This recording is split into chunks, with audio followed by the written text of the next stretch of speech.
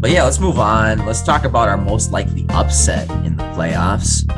Who do you think has the best chance to upset someone? I think we're probably going to think similar, but I do want to touch on two matchups that are closest to being actual that have the most likely version. And a lot of people, in the way that they talk about the Nets and how they're contenders, would see the Celtics winning as an upset. They're not my most likely upset, but I just want to touch on that, saying that if this young team beats out the Nets, who were the favorite going into the season to win the championship, I think it's worth saying that could be upset in a lot of people's minds.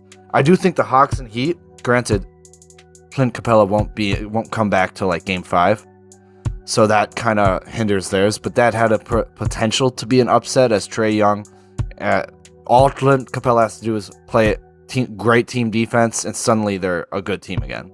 However, he's been really inconsistent all season. Trae Young has been great. But that could have been a matchup. It still could be, but I highly doubt that they'll turn it around. But the matchup I think we both are talking about is the Grizzlies and the Wolves. I think the Wolves have the best chance to upset the 2-seeded Grizzlies. I think they certainly have all the talent, and it's really going to come down to defense, and that's going to make the series. Yeah, no doubt. I mean, that's an interesting one to watch, as the 7 seed attacking the 2 seed, and the Wolves and Grizzlies are both just as young as each other, and it's really going to come out to maybe 7 games who can win that last game. I could definitely see this one coming down to the wire. Yeah. I actually had my pick different. I don't know if you want to keep diving into the Wolves matchup more though. No, we've talked about the Wolves a lot. Usually the best. I just want to put. Usually the best player wins. Yesterday. Yeah, it got blown out yesterday, but they got rid of the advantage. But usually the best player wins these series. Ja Morant, I do think, is the best player, but behind him, Bane and Jackson are the best 2 players. And I don't think Edwards is that far behind. He's shown that he's not that far behind Ja. And Towns and Russell are much better than Bane and Jackson. So I think it's a really interesting idea there. I do think D'Lo will come down. How well he does will decide the series for the Wolves and the Grizzlies. Yeah, he struggled to start out this series. If he can pull it together, he's a huge X factor. The Grizzlies obviously have fantastic defense. Jaren Jackson had 6 blocks in the first game, and then the 3 of them were on D'Lo. held the Timberwolves to under 100 points as well the second game. So, that's what would worry me as a Timberwolves fan, having to face the staunch defense. Fortunately for the Wolves, they are number 1 in turnovers forced, so they're able to create some quick offense that way when they're struggling. But if they're shooting poorly, and facing a great defensive team isn't going to help that. Mm-hmm. This team can be pretty streaky. Yeah, we'll see. And that their 3-point is their offense. So when they're not hitting threes, their offense isn't rolling. But who's your pick? Yeah, I figured you were gonna think I would go with the Wolves over the Grizzlies, so I was like, I'll throw them a curveball. I'll talk about a different one. So I think the Mavericks are gonna upset the Jazz because they just won game 2.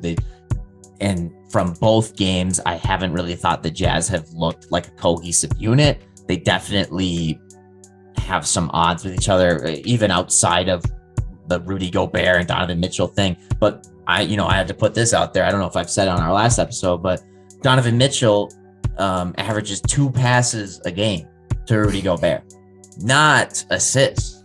2 passes. Yeah. That means he straight up does not give an F about this man. So that's pretty wild to me. That is wild. I didn't know that. That's incredible. Yeah, that tells you, I think, pretty much all you need to know. Outside of those guys, or outside of Mitchell, their only scorer is Bogdanovich and Clarkson off the bench. Otherwise, Mike Conley just had a horrible game. He had 0 points. He was 0 of 7. He's clearly not who he used to be. You just cannot rely on that consistency like you used to be able to. Joe Ingles is not there anymore. This team feels like it's falling apart to me. And the Mavericks, They're hungry. Jalen Brunson is proving he wants to prove further. They deserves a big payday. Yeah. And they're going to get Luka back too. Yep. It's going to be tough for the Jazz. I don't know what they're going to... It's a tough decision because I think they're not going to make it past the second round looking the way they do.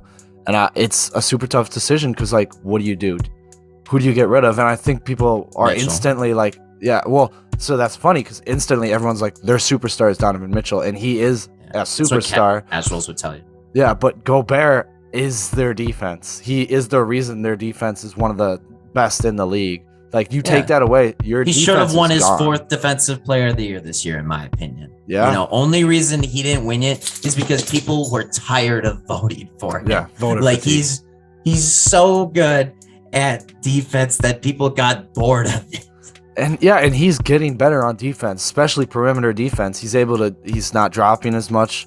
It's great. It's great to see because he was a liability 2 years ago. People were like, oh, in the playoffs, you can just like do pick and roll and you'll always get the drop or get the switch, and he's ridiculous. You still can't get it's still not ideal, but he can switch on and he can still and he's gotten better at guarding guards. Yeah. But and I believe he could be better on offense because he just needs more opportunity. Like if you get a guy in there that's willing to play with Rudy, I mean, how can he ever get shots up when your highest usage player, your star, doesn't pass him the ball?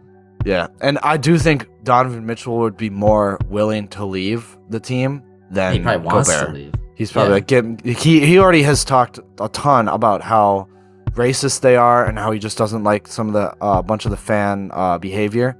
So I think he would be more likely to leave. But yeah, this could definitely. Yeah. I just didn't see it as much as an upset because of 4 and 5.